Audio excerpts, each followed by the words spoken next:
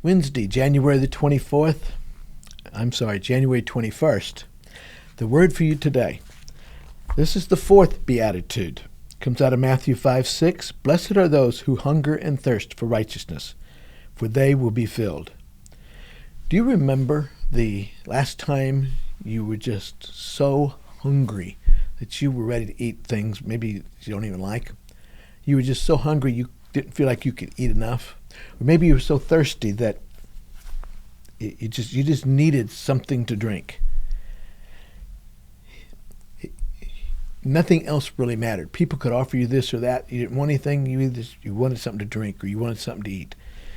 That is what he's saying, that how we should feel about righteousness. We should want righteousness that much. We should be that hungry. We should be that thirsty for righteousness.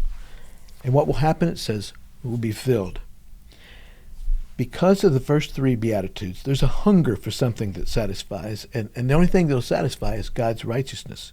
So let's take a look at that. First, why is it blessed?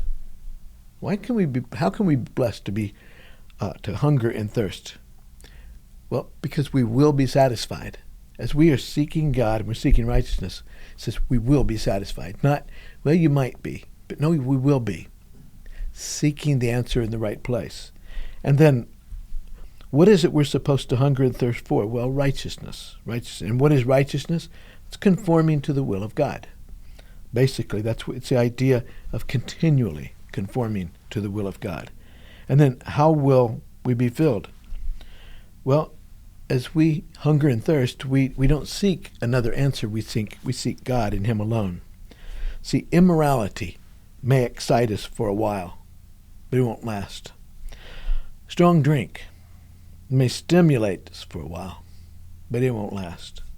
Ungodly companions may please you for a while, but it won't last.